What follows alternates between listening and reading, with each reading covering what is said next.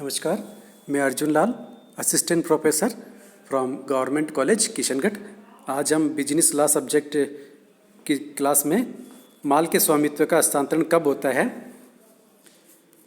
उसके बारे में अध्ययन करेंगे। At what time ownership passes. माल के स्वामित्व का हस्तांतरण कब होता है? वस्तु विक्रय अधिनियम के अंतर्गत यह बहुत महत्वपूर्ण होता है कि स्वामित्व का हस्तांतरण किस समय हो। अतः यह स्पष्ट करना आवश्यक हो जाता है कि माल के स्वामित्व का हस्तांतरण किस समय होगा। वास्तव में स्वयं पक्षकार ही स्वतंत्र रूप से यह निर्धारित करते हैं कि ऐसा हस्तांतरण किस समय होगा, लेकिन इसके विपरीत भी जब पक्षकारों द्वारा ऐसा कोई निश्चय नहीं किया जाता है तो वस्तु विक्रय अधिनियम के अंतर्गत व्यवस्था दी गई कि सामान्यतः ऐसा कब हस्तांतरण माना जाएगा। स्वामित्व के हस्तांतरण से आशय माल को निम्नलिखित तीन श्रेणियों में विभाजित कर सकते हैं और प्रत्येक श्रेणी के संबंध में विभिन्न धाराओं के अंतर्गत विभिन्न अलग अलग नियमों का उल्लेख किया गया है। स्वामित्व के हस्तांतरण के उद्देश्य से माल को तीन भागों में विभाजित किया जा सकता है। पहला आता है इसमें निश्चित अथवा विशिष्ट माल, दूसरा आता है अनिश्चित अथवा सामान्य माल और तीसरा आता है पसंद अथवा वापसी के आधार पर भेजा गया माल। बात करते हैं सबसे पहले निश्चित माल की दशा में स्वामित्व का हस्तांतरण। निश्चित माल से आशय सामान्य शब्दों में निश्चित माल से आशय ऐसे माल से है जिसके अंतर्गत जब विक्रय अनुबंध के पक्षकारों अर्थात क्रेता और विक्रेता द्वारा अनुबंध करते समय निश्चित किया जा चुका है और पहचाना जा चुका है कि किस माल का हस्तांतरण होता है। फॉर एग्जांपल ए बी से कहता है कि उसके शोरूम में 20 कार विक्रय के लिए रखी है, उसमें से पीले रंग की एक्स मॉडल की कार खरीदेगा। कार को दोनों पक्षकारों ने पहचान लिया और उसके विक्रय के लिए अनुबंध भी कर लिया, तो यह माल अर्थात पीले रंग की एक्स मॉडल कार को निश्चित या विशिष्ट माल माना जाएगा। इस संबंध में यह महत्वपूर्ण है कि निश्चित माल सदैव अनुबंध करते समय विद्यमान होता है। स्वामित्व संबंधी इसके भी हस्तांतरण संबंधी नियम होते हैं। निश्चित माल की जो स्वामित्व होता है उसके अंतर्गत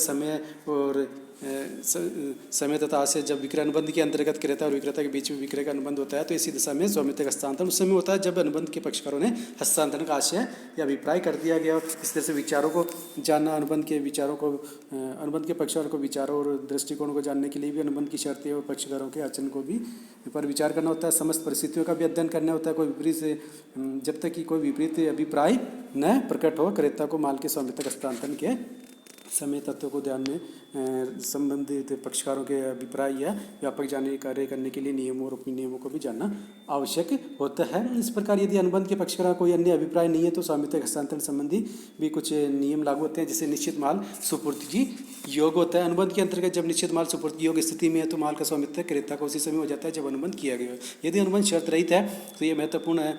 यदि अनुबंध शर्त रहित है, यह भी महत्वपूर्ण है कि मूल्य की चुकाने तो समय समय पर माल की सुपुर्दगी का समय दोनों स्थगित कर दिए गए, तो इसी दशा में ये बातें कोई प्रभाव नहीं डालती और महत्वपूर्ण होती है। इसी तरह से नेक्स्ट आता है सी के अंतर्गत दूसरा पॉइंट, निश्चित माल जिसे सुपुर्दगी योग्य स्थिति में लाना है। अनेक बार ऐसी परिस्थिति होती है जब विक्रय अनुबंध होता है, उस समय माल अनेक कारणों से सुपुर्दगी योग्य स्थिति में नहीं होता और विक्रेता ऐसे माल को सुपुर्दगी योग्य स्थिति में लाने के लिए कुछ करना शेष होता है, तो स्वामित्व का हस्तांतरण उस समय तक नहीं होगा जब तक ऐसे कोई कार्य न कर दिया गया है और इसकी सूचना क्रेता को न दे दी गई होती है। बात करते हैं हम तीसरे बिंदु के बारे में। सुपुर्दगी की स्थिति में विशिष्ट माल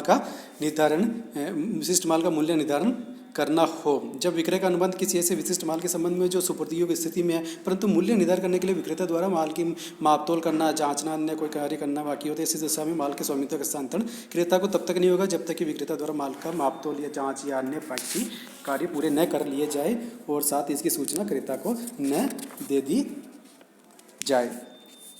बात करते हैं नेक्स्ट दूसरे पॉइंट के अंतर्गत, जिसके अंतर्गत स्वामित्व के हस्तांतरण के अंतर्गत माल को तीन भागों में बांटा गया था, जिसमें पहले के बारे में मैंने अध्ययन कर लिया। दूसरे के बारे पहला जो पॉइंट था वो निश्चित माल अथवा विशिष्ट माल। बात करते हैं दूसरा अनिश्चित माल की दशा में स्वामित्व का हस्तांतरण कब होता है। निश्चित माल से आशय सामान्य शब्दों में निश्चित माल से आशय उससे लगाते हैं जब अनुबंध वर्णन द्वारा बेचने के लिए अथवा किसी भी भावी माल के लिए तैयार किया गया है, जैसे माल जो अभी निर्माण की प्रक्रिया में है अथवा बन रहा है। ऐसी दिशा में विक्रय अनुबंध की विषय वस्तु अथवा माल को पक्षकार द्वारा पहचाना नहीं गया तथा नहीं समझा गया, तो इसी दशा में अनुबंध निश्चित माल के लिए है।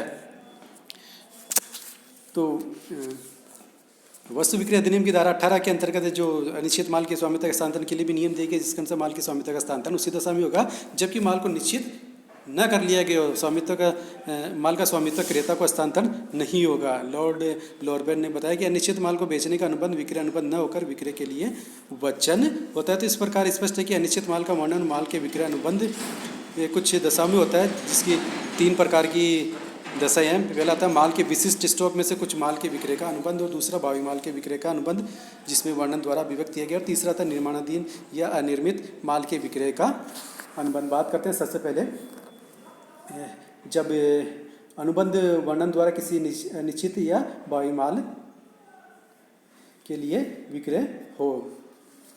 जब वस्तु विक्रय अधिनियम के अंतर्गत जब अनुबंध वर्णन द्वारा किसी निश्चित या अनिश्चित या भावी माल अनिश्चित या भावी माल के लिए हो, तो जब तक ये जब वर्णन या माल ये जो कि सुपुर्दगी की स्थिति में है या विक्रेता द्वारा क्रेता की सहमति से अथवा क्रेता द्वारा विक्रेता की सहमति से अनुबंध के अंतर्गत बिना किसी शर्त के पूर्ण रूप से संपूर्ण माल से अलग कर लिया गया, तो ऐसा कर देने से माल का स्वामित्व क्रेता को हस्तांतरित हो जाता है। तो ये था पहला पॉइंट से जिसमें अनिश्चित तथा भावी माल के स्वामित्व का हस्तांतरण संबंधी नियम के अंतर्गत पहला बिंदु जिसके बारे में अध्ययन किया कि जब अनुबंध वर्णन द्वारा किसी अनिश्चित या भावी माल के विक्रय से संबंधित हो। अब बात करते हैं अनिश्चित या भावी माल के स्वामित्व हस्तांतरण संबंधी नियम के अंतर्गत दूसरा वाहक को माल की सुपुर्दगी।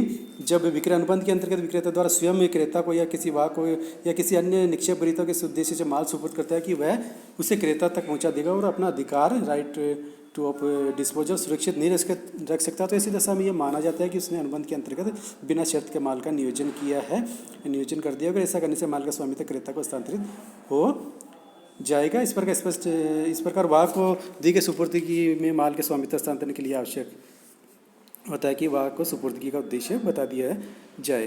बात करते हैं अब हम तीसरे बिंदु के अंतर्गत, जो कि इसके अंतर्गत ये आता है कि स्वामित्व के हस्तांतरण संबंधी तीसरा बिंदु आता है, उसके बारे में अध्ययन करते हैं। पसंद अथवा वापसी के आधार पर बेचा गया माल।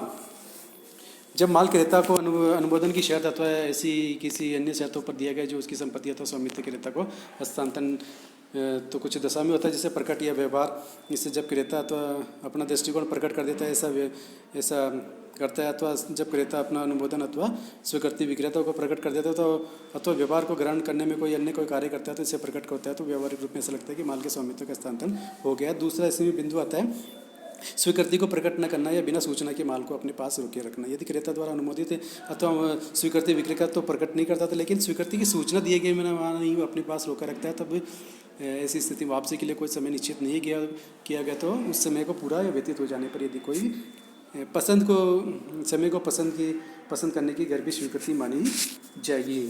और तीसरा बिंदु आता है इसके अंतर्गत सूचना देना है माल को लौटाने की अवधि से। अनुमोदन या विक्रय या वापसी के आधार पर विक्रय के अनुबंध में अनुमोदन या स्वीकृति की सूचना देने या माल की लौटाने की अवधि निश्चित की गई है, तो निश्चित अवधि में माल या सुपुर्दगी की प्राप्त न होने पर माल की वापसी अथवा स्वीकृति प्राप्त होने पर माल का स्वामित्व विक्रेता से क्रेता को हस्तांतरित हो जाएगा। तो आज की क्लास में हमने अध्ययन किया कि माल के स्वामित्व का हस्तांतरण कब होता है।